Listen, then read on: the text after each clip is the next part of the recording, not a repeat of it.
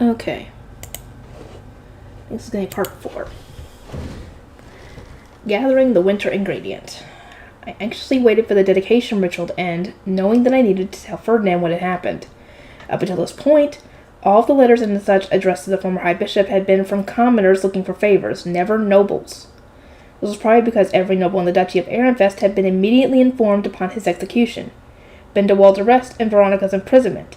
But such a huge political shift would no doubt indicate instability, so it was possible that a gag order had been placed on this information so that other duchies wouldn't find out about it. The very thought made the blood drain from my face. I might have just done something that I really shouldn't have. My anxious waiting was eventually interrupted by a white bird flying in. It resembled an ordonnance, though it was smaller than the ones I was used to. And instead of relaying a verbal message, it turned into 2 letters before my eyes, which fluttered down onto my desk. I picked them up to find that one was the reply I had written, while the other was the response to my reply. It was a brief, polite letter expressing the writer's regret over Besenwant's death and thanking me for informing them. I let out a sigh of relief at the fact that I hadn't angrily demanded to know more details about what had happened, and the lack of any paper to write under the response led me to conclude that they didn't expect another letter. Lady Rosemary, the dedicated ritual has concluded for today, Fran said. I could hear the blue priests walking out in the hall. Ferdinand soon came in with some grey priests, all of whom were carrying the chalices we had filled with mana during today's ritual. Fran opened the door of a cabinet for them, and the multiple grey priests wrote together the line of chalices up on a shelf. I used this opportunity to speak to Ferdinand about the letter. Ferdinand. A letter addressed to the former High Bishop arrived, and Ferdinand must have been tired. Rather than listening closely as he usually would, he waved his hand dismissively like the question wasn't important enough to warrant his attention. Another one. Just inform them that Besenwants has passed away as per usual. I did. They then sent a reply expressing their regrets and thanking me. I see. Then the matter requires no further consideration. His brow was deeply furrowed, a sure sign that the blue priests, who had been on good terms with Besenwants, had given him a hard time during today's dedication ritual. While it probably would have been wise for me to avoid bothering him too much, I needed to settle this potential emergency now. I sucked in air, then spoke once again. Ferdinand, there's one thing I want to double-check. What? You still aren't satisfied? Ferdinand asked, now staring daggers at me. Despite the sudden fear that had washed over me, I nodded. Has there been a gag order to prevent other duchies from learning of Besenwant's death? No. There is a gag order regarding the punishment Veronica has received, as that would indeed be a weakness to exploit, but no such limitations have been placed on news about Besenwant's execution. Have you not already been mentioning his death when responding to letters? Why ask this now after so much time? Oh, well, I just wanted to be sure. That's fine then. Thank you for the answer, especially when you're already so tired. Whew. Seems like I didn't make the blunder of the century after all, I thought, sighing in relief at the fact that it was totally okay for me to inform Besenwant's potential secret lover of his death. You might want to let him know about the secret lover thing entirely. I'm just glad that Ferdinand was too tired to ask me for all the details. Revealing Besenwant's pure romance to Ferdinand would have made my heart hurt like whipping an already dying man to make him suffer even more. Ferdinand always exploited everything he could, and this would have been no exception. It terrified me just trying to imagine what kind of torture this nameless girlfriend would have potentially been forced to endure. I had panicked due to the appearance of a magic tool that I had never seen before, but Ferdinand was right in that many letters had already been sent to the High Bishop before that point. The letter magic tool, despite being an outlier, was just one of many correspondence if you looked at the big picture. Thinking about it like that eased the burden on my shoulders. As Ferdinand had predicted, the dedication ritual came to an end 3 days later. A terrible blizzard raged as we finished pouring mana into the last of the chalices just like last year. Rosemary, double-check every chalice, then securely lock them within their cabinet. Camphor and Freyta have the Grey Priest remove the altar from the ritual chamber, then observe that the divine instruments are brought back to the chapel. As you wish, the 2 men replied. At that, we all started doing our tasks. The Grey Priest once again lined up the mana-filled chalices on the shelf within the High Bishop's chambers. Once I had made sure they were all accounted for, I had Fran and Monica look over them with me, then lock the doors to the cabinet. As I gave myself a satisfied nod, acknowledging a job well done, a bell rang from behind the front door. It was the bell that Ferdinand's attendant used. Lady Rosemary, the High Priest wishes to enter, Fran informed me. How shall we reply? This formality was probably just to ensure that the chalices were securely locked away before my door was opened again. Upon giving him permission to enter, Ferdinand strode into the room carrying a spear, which he then held out to me. Why? Rosamund, fill this with your mana, he commanded. This needs to be done as soon as possible. On my second look, I realized that this was a divine instrument that was supposed to be on its way back to the chapel. The spear representing Leidenschaft, the god of fire. Stunned, I hurriedly gripped onto the instrument, instantly feeling my mana started being drained into the small face stones dotting its shaft. Ferdinand, why am I doing this? Why do you need me to fill the spear with my mana? During the dedication ritual, all the mana that had previously been offered up to the divine instruments was poured into chalices. So by the time the ritual was over, each instrument was completely devoid of mana. It would consequently take a significant amount to refill the spear, and while I could personally manage that, I didn't understand why this was something I needed to do at all. Oh! This spear shall be your weapon, since you do not yet have one of your own, correct? And in order to use the spear, you must first fill it with your mana, Ferdinand replied, giving a shrug as he removed the gloves that he had put on to stop his own mana from flowing into the spear. He was making this sound like it was entirely obvious, but we weren't crossing channels on a fundamental level here. As far as I was concerned, it made no sense whatsoever for me to start using a divine instrument meant to decorate altars as a personal weapon. I'm aware I don't have a weapon, but this is a divine instrument, isn't it? This is Leidenschaft's spear. Should I really be using it as my own personal weapon? I exclaimed. We have no other magic tools capable of serving this purpose. I would have had you use the weapon from the Knight's Order if possible, but you lack the stamina and strength of a regular person. As such, you will have to make do with this divine spear for your gathering. Ferdinand explained, going on to note that since my autumn gathering had ended in failure, he wanted to ensure that my winter one succeeded no matter what. This, of course, meant that I needed a weapon, and the only one that he knew I would be able to use was Leidenschaft's spear. But this is a divine instrument. Are you sure it's okay? I asked, still in disbelief. I have the Ob's permission, and what could possibly be wrong with the High Bishop using something that belongs to the temple? You need a weapon. I provided one. Stop complaining and keep filling it with mana. Honestly, at this point, I genuinely started to feel like I was being the weird one here. I mean, if Sylvester himself was giving his permission as the Archduke, then surely this was indeed okay. Shrugging off my misgivings, I dedicated the next few hours to pouring my mana into Leidenschaft's spear, though I couldn't help but feel like I was committing a sin of some sort by doing so. Oh, mighty Leidenschaft, I'll be borrowing your spear for just a little while. I promise to give it back, so please don't get mad at me. I don't think he will get mad. I mean, I don't know what you're about to use it on, but surely it's okay. Once the divine spear had been filled with mana, I headed to the orphanage. Ferdinand had mentioned that we would be returning to the castle as soon as was feasible, once the dedication ritual was over, so this was my only opportunity to go. Gil, Fritz, how is the winter handiwork going? I asked. Once they had both reported on the status of the printed picture books, the carta, and the playing cards, I went out to tell them about the kids in the playroom.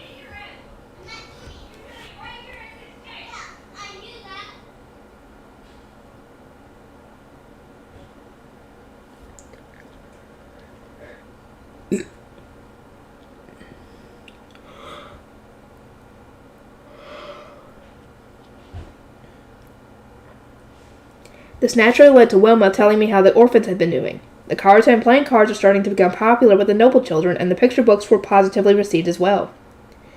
They all loved your art, Wilma. The noble woman in particular, of course, I said, trailing off deliberately. Wilma, my co-conspirator, who had proven instrumental to the shuriken illustrations, offered a small smile. May they go undiscovered this time. I know. And actually, I've thought of a few more tricks. Why, Lady Rosemine, the High Priest won't be at all happy about this, Wilma said teasingly. I returned a wide grin. It's okay. I already have strategies to deal with him. Oh my, Wilma exclaimed with excitement. By this point she had almost an impish look in her eyes, a sign that she had fully embraced our mischief. Oh dear. While we were talking things over, some nearby girls were busy knitting cloth. They were being taught by Nora, one of the orphans who had moved here from Haas, since knitting was a staple of winter handiwork there.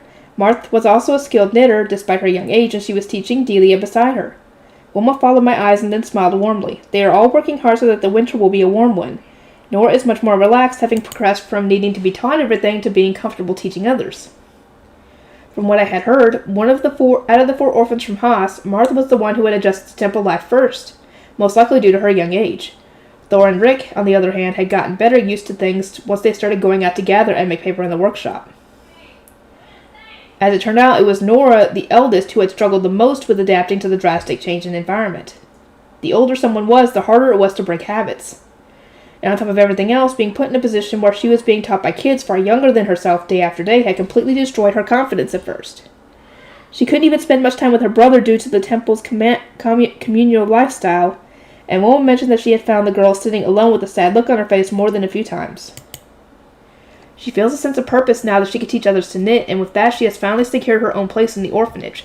She smiles a lot more regularly now, Wilma explained. That's good. I'm glad to hear that everyone's getting along just fine, and I hope to hear some more good news in the future as well. Of course, Lady Rosamine.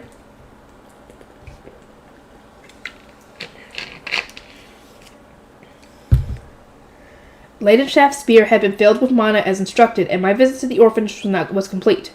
Everything on my to-do list had been checked off. I informed Ferdinand that I was ready to return to the castle whenever, and while we discussed making the move tomorrow, an ordonnance flew into the room and landed on the desk. Lord Ferdinand, please return at once, came Karstad's voice, carrying an audible sense of urgency. The Lord of Winter has appeared. It is a snowstorm this year. The ordonnance repeated the message 3 times before returning to its face stone form. At that, Ferdinand whipped out his staff, tapped the face stone, and chanted the word ordonnance. I shall leave the organization of the hunt to you. Iron out the preparations. I shall be there soon, Ferdinand said before swinging his staff and setting the ordonnance off again. His staff then disappeared, and he looked at me with a grim expression. Rejoice, Rosamine. You might just be harvesting a face stone of the highest quality here. Prepare at once so that we may return to the castle, just as you did when gathering in autumn, and take extra care to wear enough warm layers. I raced to my room, paling at the thought that one of the requirements for my winter gathering was to hunt a fey beast. Fran called Ella out of the kitchen and informed her of our upcoming departure, while Rosina also began preparing to leave. My guard knights who had been with me when I heard the message were wearing serious expressions as they briskly moved about. Bridget guarded me as I was changed, while Daniel went to put on his armor. Monica and Nicola were the ones changing my clothes. I was dressed in several layers of underclothes to stay warm, a coat and pants similar to the ones I had worn during my autumn gathering. The coat alone was a bit hard to move in, since it was so thick and warm, but I went ahead and put on another layer regardless. I would be going out to gather my ingredient in the middle of a blizzard that, as far as I could tell, was going to continue for days. The more warm clothes I had on, the better. Bridget, what is the Lord of Winter? Out of all the fey beasts that appeared each winter, the dominant one that grows strongest is called the Lord of Winter. Its mana is remarkably strong and causes blizzards to form all around it. Its presence delays the arrival of spring, so as soon as it appears, almost every knight in the Knight's Order departs to hunt it, with only a bare minimum of personnel remaining in the castle. Apparently each year a strong fey beast called the Lord of Winter appeared. There were many potential fey beasts that could become it, and out of them all, the Schneesturm was a particularly nasty one. The fact that I needed to gather its face stone probably meant the knights would have to hunt it with weapons like they had done during the night of Caesarea. Am I also going to be hunting the Lord of Winter, I asked? I believe that we of the Knight's Order shall weaken it first, at which point you are to land the finishing blow and retrieve its face stone. Fear not, Lady Rosamine, there will be nothing to worry about with all of us there with you, Bridget said with a smile. But that didn't make me feel much better. I really couldn't imagine myself successfully fighting like Bridget and Eckert had back then. All good, Bridget, Daniel said once he returned fully clad in his armor. Bridget then left to prepare as well. Monica and Nicola did my hair, pulled a fluffy fur hat over my head, then slid the leather gloves that Ferdinand had lent me onto my hands. They were apprentice gloves from the Knight's Order, designed to allow mana to flow through them, and they morphed to perfectly fit my hands just as the ring magic tools always did. What do you think about the Lord of Winter, Daniel, I asked. Do you think that I'll be able to hunt it? Unfortunately, since I was demoted to being an apprentice last year, I have not yet gone on a Lord of Winter hunt. But those who had been assured me that it is quite a fearsome beast. The Lord of Winter hunt occurred while the apprentices were in the Royal Academy, so only adult knights ever participated. But Daniel had been demoted to the rank of an apprentice last autumn, right before his first winter as a knight, and had consequently spent that time guarding me in the temple instead. For that reason, this will be his first time hunting the Lord of Winter as well. Everyone finished their preparations quickly, at which point I headed to the exit closest to the Noble's Gate with Leidenschaft's spear in hand. It didn't feel particularly heavy now that I had filled it with my mana and made it my weapon. There was a lot of extra space inside, right by the door where Ferdinand had already formed his high beast. Fran, Zom, open the door on my signal, he instructed. Rosamine, bring forth your high beast and take everyone with you. Bridget, ride with her. Fran and Zom sped to the door where they awaited his signal while I made my panda bust and got inside with Ella, Rosina, and Bridget. Rosamine, the blizzard will be worse as the Lord of Winter rampages to the point where it will become nigh impossible to see. I will attempt to fly close to you, but take care not to lose sight of me. Bridget, do what you can to assist her. Yes, sir. Ferdinand spun around, his cape whipping behind him, then jumped onto his high beast more nimbly than I would ever expect from someone wearing a full suit of plate armor. He raised his chin and faced the door before loudly declaring, "Open it!" Fran and Zon pulled their hands on the doors, pulling them open just a little. Heavy winds and ice immediately burst into the room, blasting the doors all the way open with an enormous cracking sound. Ferdinand launched his high beast outside, facing the blizzard head-on, and I quickly followed suit, my eyes locked on his blue cape. We raced out of the temple, and as soon as we had passed the Noble's Gate, Daniel sped past Leslie to line up next to Ferdinand. Their respective dark yellow and blue capes flapped in front of me, which I used as markers while driving my panda bus, while snow whipped down from the heavy-looking gray sky, coming at me from every direction and making it impossible to tell which direction the wind was blowing. I probably would have plummeted right toward the ground had it not been for their capes. Lady Rosemine, please turn slightly to the right. We're almost at the castle, Bridget said, assisting me as navigator from the front seat. Thanks to her help, we arrived safely at the castle without losing sight of our guides. I saw Ferdinand and send off an ordonnance, and Norbert opened the door for us a second later. Ella, Rosina, hurry into the castle at once. We shall be joining with the Knight's Order, Bridget instructed, and the two women hurried inside through the door that Norbert had opened. Once the door had closed behind them, Ferdinand signaled to Bridget by moving his left arm up and down. We then got back on the move. It seems that the Knights have already arrived, so we'll be heading straight to the primary training ground, Bridget said, following Ferdinand's signals. There were many training grounds being used by the Knight's Order, and each one was sizable, which made sense given that they had to practice fighting on high beasts. It was impossible for me to distinguish them from one another, however, since they were all so as white as the snow blasting through the air. Ferdinand descended down onto one of the training grounds. Daniel was waiting by the door on his high beast like a landmark as we went inside first. I have arrived, Ferdinand announced, at which point everyone inside knelt. I stepped out of Leslie and stood next to Ferdinand. The claim that the Lord of Winter was dangerous enough to require practically all of the knights in the duchy except the bare minimum left behind for guard duty had apparently been no exaggeration. The training grounds were already packed with rows upon rows of knights. I had heard that there were 50 stationed within the city of Ironfest at any given time, but since we had sent a duchy-wide message, there were now about 250 gathered here. The Lord of Winter has appeared once again, Archknights. Focus all of your energy on severing its limbs. Med-Knights, eradicate its servants. Lay-Knights, take formation around Rosemine's high beast and dispose of any stragglers. Yes, sir.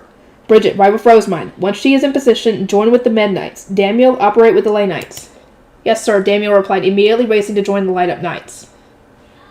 Ferdinand, watching him go out of the corner of his eye, looked down at me. Rosemine, stand by on your high beast until I come to summon you. Under no circumstances are you to move from your position.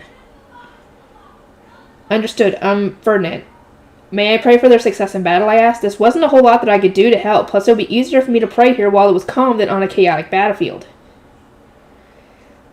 Ferdinand looked at the knights with a frown, then gave a slow nod. I would rather you preserve as much of your mana as possible, but since we are going to be taking the Face Stone for ourselves this year, and depriving them of resources, I suppose it would only be fair. After confirming that I had permission, I poured mana into my ring and prayed that the knights would succeed in defeating the massive Face Beast, a creature so strong that the entire Knight's Order had to join together to fight it. O God of War, Angriff, of the God of Fire-laden shafts exalted 12, I pray that you grant them your divine protection. Blue light soared up in the air from my ring before raining down upon all the knights. It used more mana than I expected, since there were simply so many present. All knights prepare, Ferdinand declared. The kneeling knights stood up sharply and began riding their high beasts, and as I moved to get into mine, Ferdinand called out to me. Rosemine, that prayer required a considerable amount of mana, did it not? Drink this before the battle begins. Furthermore, keep your high beast small to preserve your mana. I shrunk Leslie though that he was just big enough for Bridget and myself, climbed inside, and then looked at the potion that Ferdinand had given me. Mana was absolutely essential for hunting Fey beasts, and so he had given me the awful-tasting one that had sacrificed taste for maximum effectiveness. I gulped the potion down, holding back tears all the while. In an instant, my exhaustion faded, and my mana recovered. The taste was unbearably bitter, but preparing my body for the hunt was much more important. Now, move out, Ferdinand declared. Karstedt and the Archknights were the first to leave, with Ferdinand taking the lead as their vanguard. The Midnights followed close behind while I joined them in the middle. The Knights of the Order could sense powerful mana radiating from the north, and thus approached together. We were racing our high beasts toward the source, pushing forward as if taking on the violent blizzard itself. At times I could hear the clatter of armor as nearby knights turned to look my way. I could guess that they were just trying to get a peek at Leslie, but the noise that their helmets made spooked me every time. The closer we got to the powerful mana, the stronger the blizzard became. Eventually, a massive shadow could be seen in the midst of the swirling snow, at which point Ferdinand immediately ordered me to stop. Rosemine, stay here. Grip your spear and prepare to jump out at any moment, Ferdinand said. Upon hearing that, Bridget leaped out of my panda bus and formed her own high beast in midair, nimbly landing on it. As she flew to join the other Med Knights, Ferdinand whipped his blue cape and joined the line of Arch Knights while the lay Knights gathered around me. Oh boy, here we go. Fighting the Schneesturm. The wall of lay Knights guarded me from all sides as I stayed high up in the air, sheltered inside Leslie. I squinted and tried looking up amidst the storm, but the pure white snow was beating against my panda bus and making it impossible to see. It was so bad that even the dark yellow capes of nearby lights were nearly entirely obscured from my vision. Through the snow, one of the knights approached on their high beast. Lady Rosamund, it's me, Daniel. I have orders from Lord Ferdinand. May I come inside? I made a door appear on Leslie's passenger side for Daniel to climb through. He walked upon his own high beast swing and flew into my panda bus, sat down, and then returned his high beast to its stone form. What did Ferdinand say? I asked. While averting his gaze, Daniel informed me that Ferdinand had instructed him to stick with me, since he was uneasy leaving me on my own. Daniel was being rather roundabout, but I could imagine exactly what Ferdinand had told him. It was probably something like, do not let Rosamund do anything until I arrive to get her. Keep a close eye on her so that she does not cause any problems whatsoever. It seemed that he didn't trust me in the least. Not in this moment, anyway. In particular, he instructed me to do whatever it takes to preserve your mana, Daniel said. He mentioned that you have a tendency to prioritize emotions and pray without thinking when problems arise, which won't be acceptable here. I groaned. Ferdinand could read me like a book now. I couldn't even argue with that assessment since he was completely right. As I grumbled on myself, Daniel furrowed his brow and gave me an almost pitiable look. I've finally been promoted back up to knighthood, so please refrain from doing anything that would get me punished, he pleaded, tears forming in his eyes. Daniel had worked hard for the past year as an apprentice, so I had no choice but to nod back at him. But even then, I couldn't make any hard promises. So this is your high beast, then? Appearance-wise, the interior is really quite something, Daniel said, letting out surprised and impressed noises as he felt around the panda bus from the passenger seat. Pretty comfy, isn't it? Very. It's exactly as Bridget said. I could tell that Bridget liked Leslie from how relaxed she always seemed in the passenger seat. She was a woman of very few words who rarely expressed her emotions, but I had occasionally happened to catch her ever so slight smiles every now and again. What did Bridget say? I asked excitedly. Daniel closed his eyes as if digging through his memory. She said that your high beast was very comfortable to ride in, but that she would rather ride on a high beast when in battle so that she would have room to swing her weapon. That's true. Knights do need to fight, and Leslie doesn't really accommodate that, but still, why not just reshape the high beast based on your needs? You could have one form for battle and one for travel, I suggested. But according to Daniel, the fact that one needed training and a precise mental image to instantly produce a high beast meant that knights would much rather focus on speed than attempting to balance multiple forms. You can freely change the size of your high beast, Lady Rosamund, but that is not such a simple matter for most, Daniel said. I didn't really get what he meant. Whenever I summoned Leslie, I was always just imagining an automobile. It was more or less the same image no matter the size, so shrinking him into a single-seater or making him as large as a minibus didn't cause me any problems. Oh, it's begun, Daniel said. Take a look. Lord Ferdinand and the commander are in battle. I followed his pointing finger to see two bright lights, one on either side of the blizzard's center. But no matter how hard I squinted, I couldn't see either Ferdinand or Karstead. All I could see were two lights of spire equal size. It's hard to tell from this far away, but that's the same attack that Lord Ferdinand used to defeat the Golds back during the night of Shitsaria, Daniel explained. Wait, the attack that killed the Golds is a single hit, I asked? Still yourself, Lady Rosamund. A powerful shockwave is coming this way. Daniel yelled sharply as the two lights raced in unison toward the whirlwind at the center of the blizzard. Light also trailed behind them as they arced through the air before suddenly slamming into the whirlwind, resulting in a roaring boom so loud that I instinctively covered my ears. The whirlwind faltered for a moment, during which I could see the two knights with their great swords swing downward. Since Ferdinand's attack had managed to kill the Golds in a single blow, in that moment I foolishly convinced myself that it was probably already over, but an instant later, the knights closest to the vortex were knocked away one by one. A wave-like disturbance was rushing outward from the center, made visible only by those who were being thrown back. Here it comes, I thought, and just as I braced myself, the shockwave hit us. I gripped Leslie's steering wheel as tightly as I could, pouring more mana into him to keep us in place. The knights around us faltered slightly, but I could see them managing to hold on to their own high beasts as well. We were this far away from the source, and yet it was still near enough to nearly knock us out of the air. Just how strong had the blast been at the very center? Once the shockwave had passed, I looked around. Everything had gone silent. The only thing unchanged was the ever-pleasant whirlwind of the blizzard. Did we win, I asked? No, the Schneesturm is not that easy of an opponent, Daniel replied, staring into the distance. I heard an earth-shattering roar, and the blizzard instantly became more intense. The whirlwind at the very center grew to a massive size turning from a violent vortex to an enormous tornado of destruction. Can we even beat this thing? I wondered, my breath catching in my throat. Snow quickly accumulated into clumps inside the tornado before suddenly being flung out.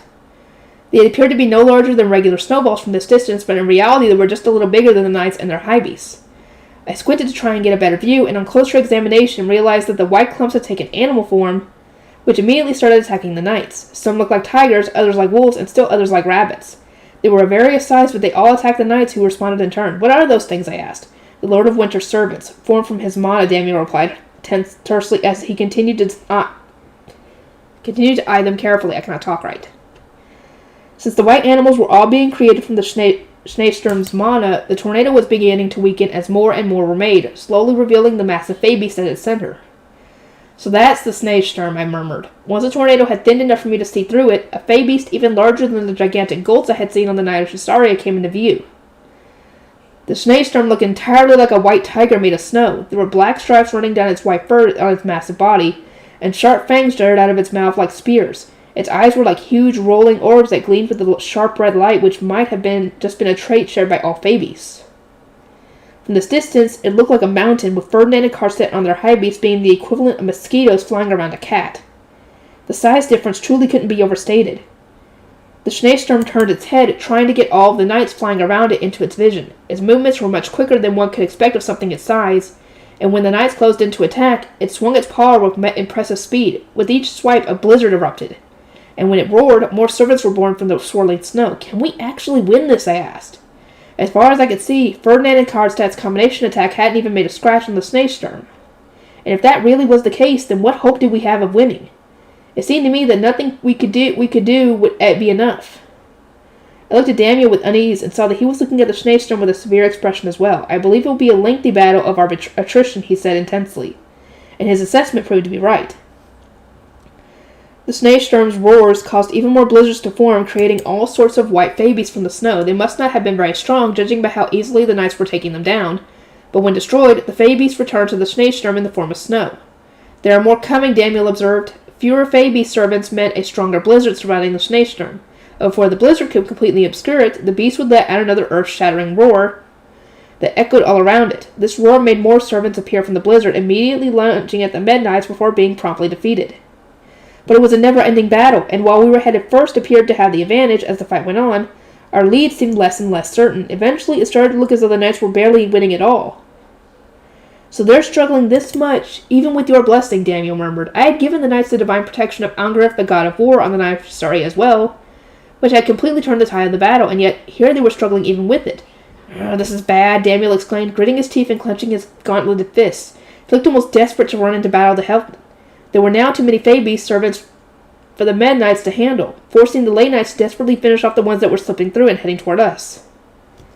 I can understand how Daniel felt. As a knight, he believed that it was his duty to join the fight, but he had been ordered to protect me. I wanted to say that he could go off and join his fellow knights, but that would be seen as him abandoning his duty. Yeah, not a good idea. If only there was something I could do, I murmured and thought, my brow deeply furrowed. You've already blessed us with Angrif's protection, and Ferdinand has strictly ordered you to preserve your mana.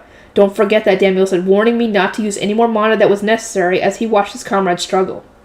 I hadn't forgotten Ferdinand's order, but it pained me to just watch them without doing anything myself. Anxious feelings were burning in my chest, and the fact that it looked as though they were losing made it even worse. The Knight's Order battles the Lord of Winter every year. Schneesturms are particularly fearsome lords, but we have never failed to defeat one, Daniel explained. Of course the fight will be a long one. It was like we were fighting winter itself, and given that this happened every year, rushing out in a panic would just make me look like an idiot. The Archknights are fighting as well. Your duty is to stay here and preserve your mana, Lady Rosemine. My eyes had been instinctively drawn to the knights fighting closer to us, but while the Mad Knights and Lay Knights were fighting the endlessly spawning snow servants, the Archknights were launching direct attacks on the Snow Tiger. I could see several high beasts facing the massive Schneesturm, small lights flashing here and there before racing toward the beast. It didn't seem as powerful as the ones from Ferdinand and Karstedt. It was probably the same attack. The only problem was no matter how many times the lights flashed, the Schneesturm didn't falter in the slightest, seeming entirely undamaged and unfazed. The stalemate continued for some time. More and more servants were defeated, only to be reborn. The knights desperately continued to slay them, but the battle only got harder, and I keep thinking that we were going to be overwhelmed. But that never happened. One by none, the knights downed the potions they had prepared ahead of time, restoring their stamina and allowing them to continue the fight. Daniel had been right. It was a long war of attrition, and one of the knights were all well prepared for. I sighed. I kind of wish they would drink the potions before the battle took such a toll on them. Since they don't know how long the fight is going to last, they're trying to preserve as many potions as they can, Daniel explained. Personally, I had no idea how much time had actually passed. The endless cycle of servants being killed and reborn continued, but the blizzard surrounding the Schneesturm now seemed less intense, and fewer servants were being created at once. The Schneesturm seems to be somewhat weakened, Daniel observed, and a second later, 2 bright lights began to shine to the left and right of the snow tiger, lights that were just as bright as the initial attack. Daniel's eyes glistened with hope, and he leaned forward slightly as he watched the Schneesturm. It's Lord Ferdinand and the commander. I gripped the steering wheel of my Pandabus and leaned forward as well, squinting to see what might be the final moments of the battle. The 2 lights launched forward, both aimed toward the Schneesturm's right foreleg. They intersected in the air before exploding on impact, though the shock wave didn't seem to reach us. Perhaps due to the attacks having first pierced into the snow tiger's body. And the 2 of them must have poured their all into the attacks, as the Schneesturm's leg was torn apart and quickly fell to the ground. The surrounding Archknights began launching attacks on the other front leg without delay. The focused swarm of blows seemed to be effective, and the Schneesturm let out a deafening roar. It was different from the roar that had given birth to the endless stream of servants, and the snow tiger now seemed to be rampaging while howling in pain and anger. The blizzard around the beast disappeared instantly, as did all the servants that the knights had been fighting. Did we win, I asked? I don't know, but the blizzard is clearing. No, it's healing. I thought we had finally won, but that was a mistake. The Schneesturm was simply using the power it had used to summon blizzards to heal its injuries instead. The wounds left from the Archknight's focused attacks on its right front leg started closing up before our eyes. All things considered, it wasn't happening quickly, but at this rate it wouldn't be long before the leg they had finally chopped off regenerated completely. I watched the Schneesturm with wide eyes when I noticed the high beast racing toward us at incredible speed. Lady Rosamund, that's Lord Ferdinand, Daniel yelled, climbing out of Leslie and bringing his high beast back out so that he wouldn't be in our way. I immediately gripped onto Leidenschaft's spear as tightly as I could, watching Ferdinand approach. Come, Rosamund, he declared, holding out a hand toward my Pandabus, but Leslie was still in the air. I didn't know what he wanted me to do after opening the door, so I just stood there with the spear, uncertain. Jump! He told you to jump before! Be ready to jump! After a pause, Ferdinand clicked his tongue and whipped out his staff. He swung up through the air, causing bands of light to shoot at and wrap around me. As I blinked in surprise, trying to process what was going on, I was pulled toward him like a fish on a hook. I bounced through the air, and before I knew it, I was on Ferdinand's high beast. Must you always make things difficult, he sighed. My apologies. I turned Leslie back into a face and then rode on Ferdinand's high beast. The lack of a Pandabus windshield meant that the freezing air stabbed my chin into my skin as we flew, and it hurt to keep my eyes open while moving so fast. Our chance at victory is now, while the Schneesturm is focused on healing itself, Ferdinand explained. Do not allow this opportunity to escape. Right. Grip the spear firmly with both hands and pour as much mana into it as you can, Ferdinand instructed, wrapping his left arm around me to make sure I didn't fall. And so I did as Ferdinand said. The face stones on it were all lit up, which I had assumed meant it was full of mana, but nothing stopped me from pouring more into it. The clear sky clouded over, and snow began to fall again. The Schneesturm's left leg had completely healed, and it was once again using it to swipe through the air. Its right leg seemed to be about halfway regenerated. Not yet, Ferdinand said, his head above mine. I kept pouring mana into the spear as we approached the Schneesturm. Ferdinand pulled his high beast back to face the sky so that we began climbing upward. That is not enough, he later repeated. But I was trying as hard as I could. Eventually, it began to sparkle with mana, its spearhead glowing bright blue. It must have finally become truly full. Hold it with your right hand such that you can throw it at any time, Ferdinand said. I gave a nod and readied the spear as instructed. Ferdinand told me to tighten my grip, holding my wrist with his right hand, while taking care not to touch the spear directly. His left arm was still around my stomach, serving as a safety bar while he kept the reins of his high beast steady. Now, Ferdinand declared, plunging his high beast downward. Our descent was rapid and only getting faster, so much so that it was honestly scarier than a free fall. All I could hear was the wind beating against his cape. The wind struck my cheeks like tiny bolts of electricity, and my stomach churned, hitting me with a wave of nausea and making tears form in my eyes. I screamed silently, the both of us plummeting right toward the Schneesturm. Throw it, Ferdinand roared, using his right hand to guide my own through a throwing motion. All I needed to do was let go of the shining blue spear at the right time. It left my hand like a shooting star made of pure light, racing directly down toward the beast.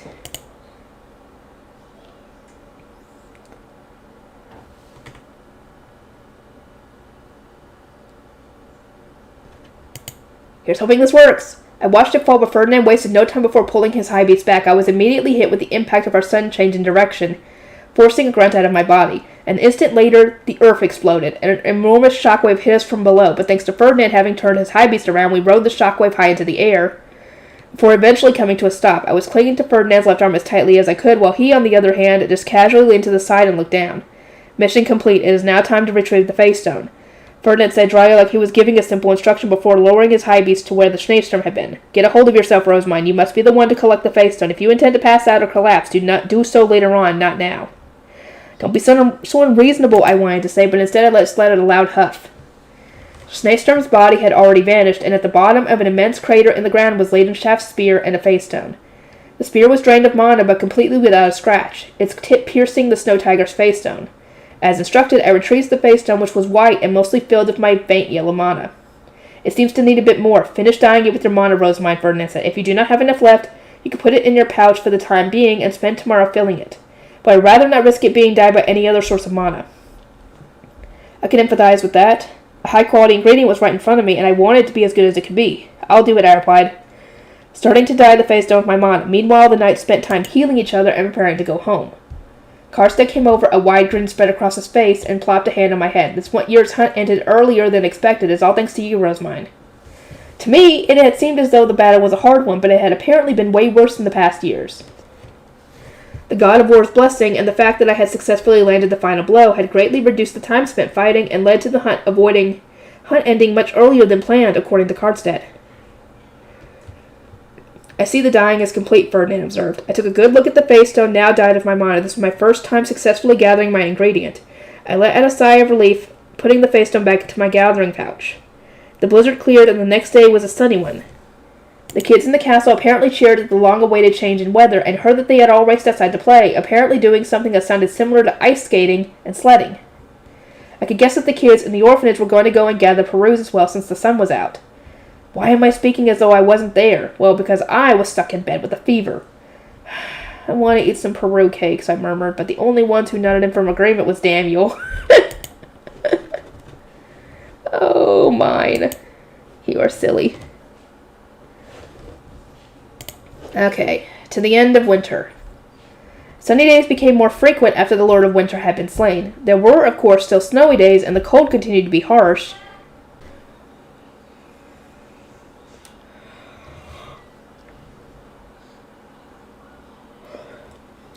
There were, of course, still snowy days, and the cold continued to be harsh, but the increasing number of students coming home showed just how late into the season we were. The early returners were those who had completed their lessons and worked sooner than their schedules had accounted for. The apprentice knights participated in the Order's training regiment and showed up at Order gatherings, while apprentice scholars helped with government work and attended scholar gatherings. When they did not have plans, they would show up at the playroom, meaning that we had sometimes had older kids joining the fun. Wilfried and the others were currently engaged in a game of karate with some academy students, all of whom had turned a sickly pale color as their younger siblings, who supposedly had no previous reading experience, completely dominated them. "All right, I win again," Wilfried exclaimed.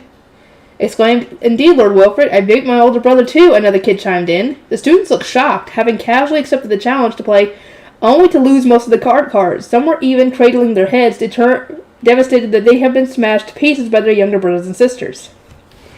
There really wasn't anything the newbies could do against experienced players. "See, everyone, you have all developed so much that you can even beat your older siblings," I said. I personally was still unrivaled when it came to karate, and my winning streak was unbroken. Wilfried, on the other hand, had started to deteriorate, believing that he could never beat me no matter how hard he tried. That was why I had set up this game with the older kids, hoping that he would regain some of his confidence. Since the older siblings already knew how to read, they would almost certainly start winning once they had memorized the art cards, I continued. That almost certainly won't happen this winter, but I wish you luck. It was one thing to lose to Wilfried, but losing to their younger siblings was a matter of pride for the older brothers and sisters. There were surprisingly serious expressions as they started lining up the karate again. "Lady Rosamund," Cornelius said. He always addressed me as Lady here, since the playroom was a public area. I turned to him and tilted my head slightly. "Yes?" "I see there are multiple karate decks. Did you purchase them from somewhere? I've never seen one before." "Oh, have you really never had the opportunity to see one? They're study materials that I made myself and brought to the castle last autumn to help teach Wilfried to read. It turned out that since Cornelius could not enter Wilfried's room while serving as my guard knight, he had been forced to wait outside and thus had never seen the cards himself. You say they are for learning letters, but it seems to me that the children are learning the names of the gods as well. Of course. They learn the names of the gods at the same time, and I believe the children now know which god is subordinate to which and what they govern as well. At that, I showed him the karata and explained what everyone had been doing over the winter. Lady Rosemine, this is all content that I'm supposed to be learning next year at the Royal Academy, Cornelius said, his voice slowly trailing off. As I scanned the room, I noticed a number of students slumping their shoulders dejectedly as they looked at the karata. I could guess that they were the ones who had spent this year at the Royal Academy, learning about the gods, yet were struggling to memorize what the kids here already knew. I suppose the children who played karate this year are going to end up as honor students then. My plan was to sell them here at the end of winter, but perhaps I should speed things up a bit and sell them to academy students as well. After all, they won't improve without people to compete against. Cornelius gave a firm nod, his fist clenched with the resolve to make next year easier for himself. It was heartwarming to see, but I also felt a sudden tinge of concern for Angelica, who had become a knight specifically because she hated studying. This isn't technically studying, if you want to think about it that way. This is games. This is fun. This is playing.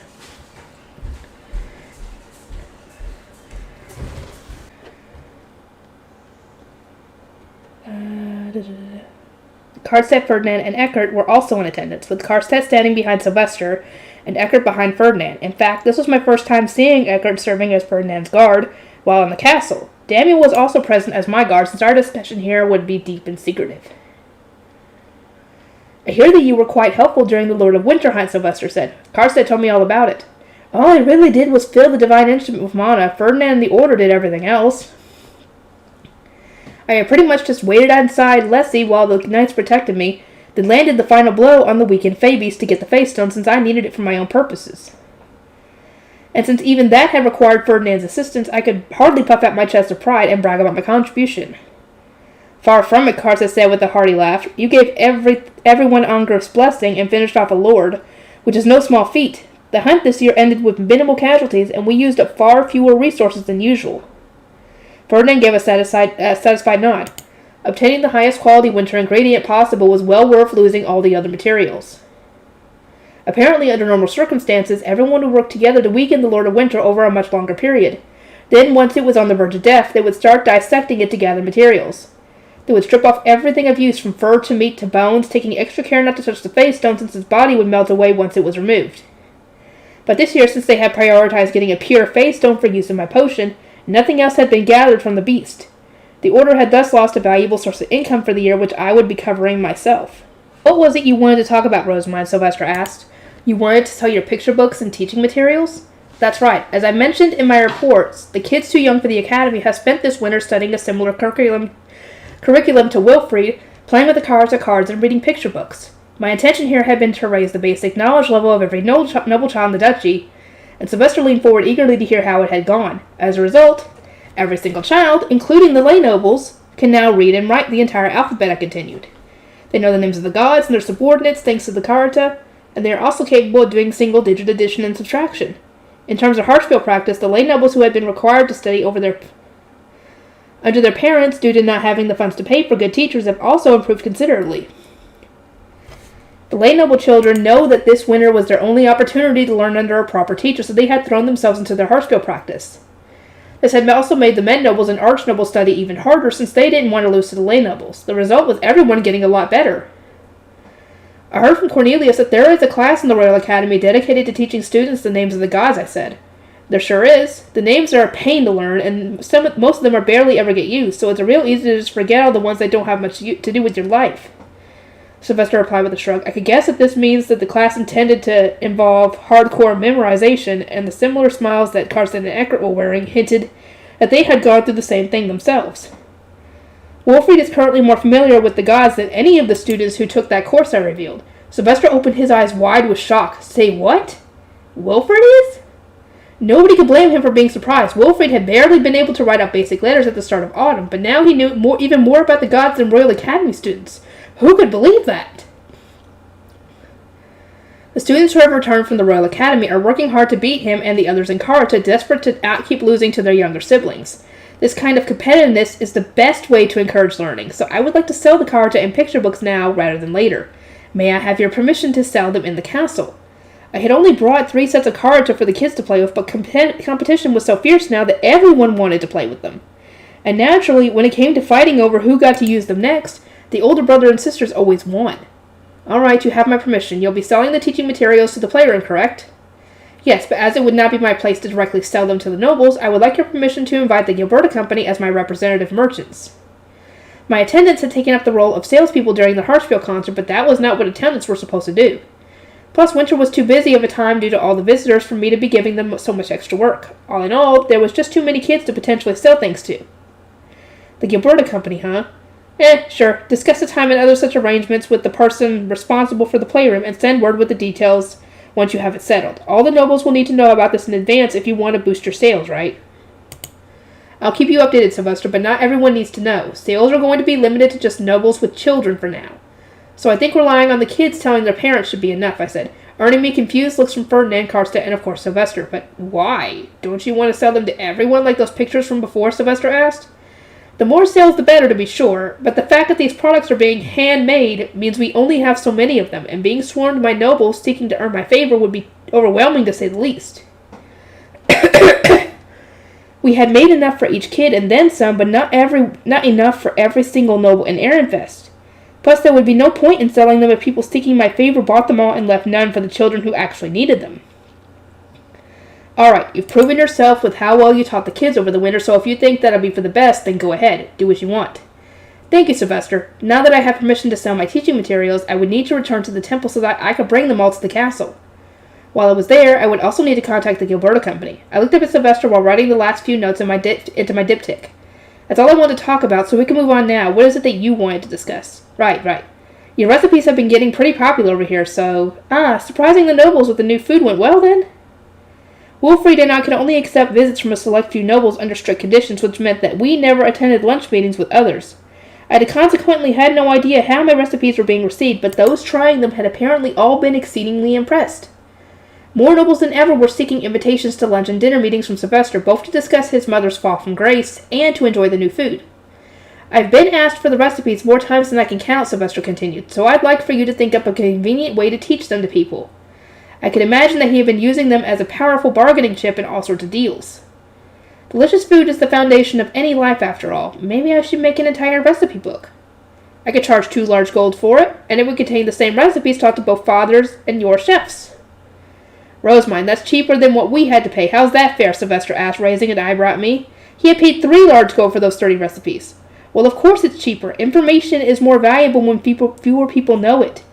And this would be spreading it far and wide. Plus, I'll only be selling the recipes. It's not as though I'll be sending my chefs to teach people the methods. Sylvester didn't look convinced. My recipes use abnormal cooking methods and require a tedious amount of preparation work, so it's hard to imagine that anyone will end up creating identical meals. Even when they're following the same instructions, I continued. Your expertly trained chefs will earn you years' worth of envy and praise following the book's publication, and if you ever think that admiration is starting to wane, I can simply sell you more new recipes. So you're gonna squeeze more money out of me? Sylvester asked, raising his eyebrow even further, and he was right.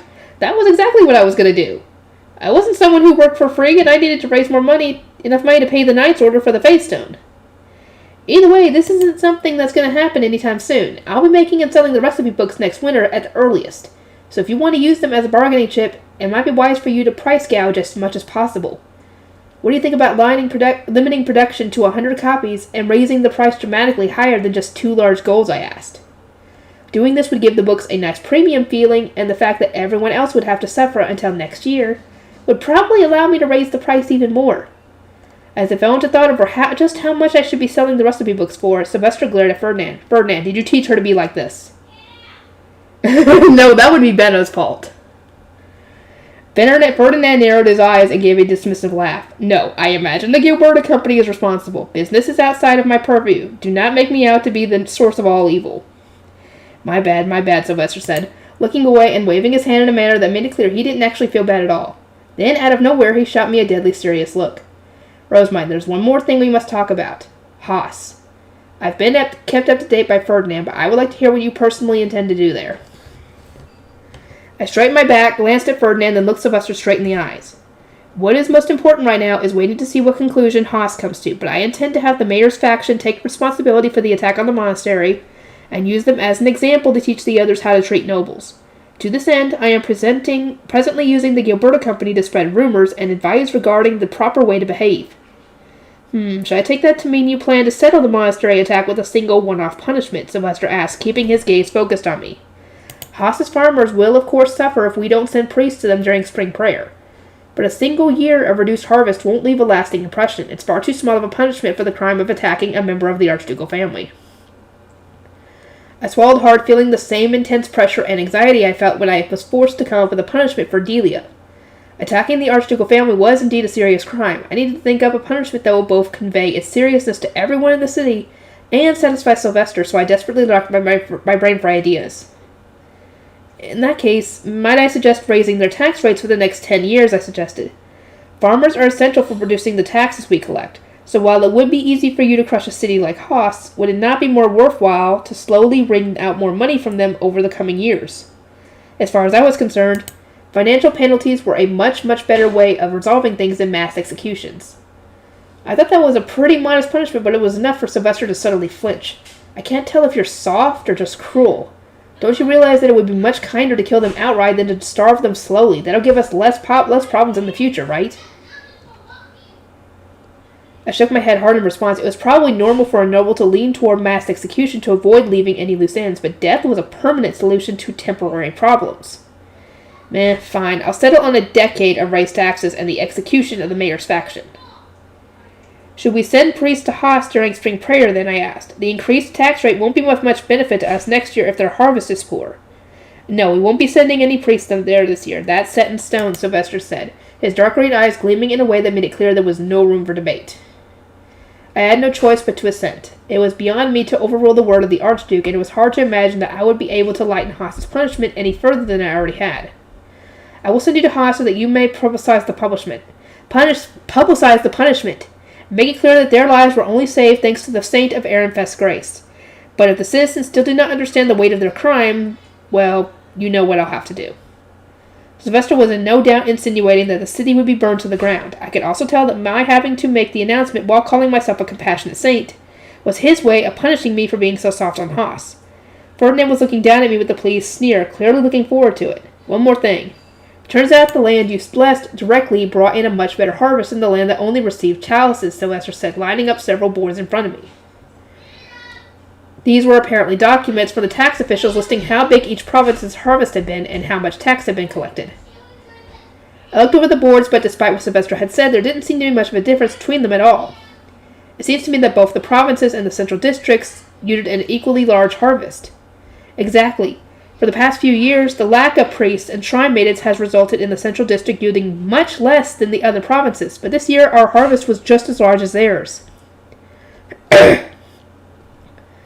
Sylvester went on to explain that to ensure a bountiful harvest, the Geeves usually poured their own mana into their land as well as the mana from the chalices. This, coupled with the blue priest shortage, had resulted in the provinces bringing in far greater yields than the central district over the past few years. Rosemine, I hate to ask this, but I want you to directly bless Ehrenfest's land again during the spring's prayer. Sylvester forced out after a pause, clearly uncomfortable. It must have really pained him to ask for my help, despite my recent complaints about being too busy. I was able to refuse his attempts to work Ferdinand to the bone in the castle, since that wasn't something the high priest should be doing in the first place.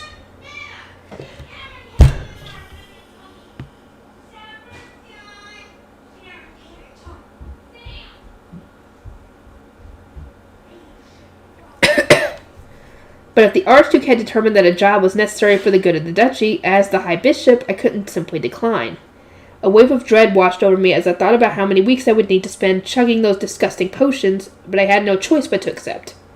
If you believe that is for the best, then I began, but Ferdinand protectively stood in front of me before I could finish. Sylvester, he said with a sigh, Rosemine will only bless the land in the central district. The other blue priests shall be entrusted with taking the chalices to the provinces. Otherwise, we will be stealing their work and introducing problems that will impede the spring gathering. Sure, that's good enough. Make it happen, Sylvester said with a nod. That's everything I have to say.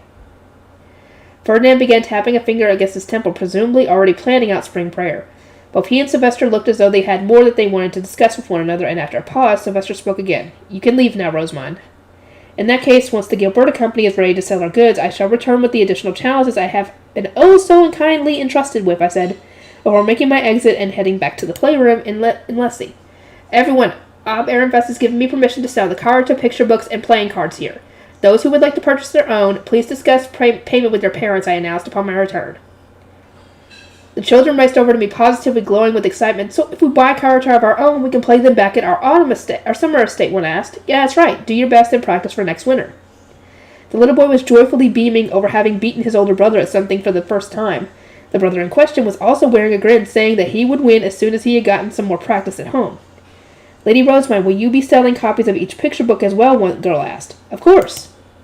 Spreading the picture books was my number one goal here, and I was even eager to sell my new ones if possible. The text was already done, and Wilma had completed most of the art the last time I checked. So if we hurried, there was a chance that we would be able to start selling the new volumes just in time. Maybe I should push back the day we sell our teaching materials and make just enough copies for the number of children here, I pondered. At which point, a girl about as old as Cornelius came over to hesitantly ask a question. Lady Rosemine, I would like to learn about the gods before next year's classes. Do you have any picture books for the autumn and winter subordinate gods? Not yet, unfortunately. My workshop might have the autumn picture books ready before you all go home if they work extra hard, but the winter ones will have to wait until next year. I had no idea whether there would be enough time for an entirely new picture book, and didn't want to make promises that I wasn't certain I could keep. I would need to ask Lutz and Gil whether printing them earlier would be feasible, just to be sure. They're such wonderfully made picture books. I would have loved there to be more. I'm glad that you enjoy them so much. Let me see. I believe they'll be ready by the next Starbind ceremony, so I shall ask Ob Ehrenfest whether I may sell them to the nobles who come to the castle then. That way they'll be ready before you go to the Royal Academy next winter. The Starbind ceremony itself was for those who had come of age, but there was nothing stopping me from scheduling to sell the new picture books then and having the students fly over on their high beasts. I shall be looking forward to it, the girl responded, offering me a graceful smile before stepping away. And moments later, I heard another noble girl enthusiastically say that she would ask her parents to buy every single book. From there, everyone started to discuss which of the books and toys they would purchase. I watched them eagerly talk among themselves out of the corner of my eye while speaking to the attendants in charge of the playroom. While we were trying to work out the best day on which to sell my teaching materials, for a brief moment, something caught my attention. Amid all the excited chatter, Feline was sadly looking down at the floor. Oh, she probably doesn't have the money. Oh man, I feel so bad for Feline. I'll see you guys next time.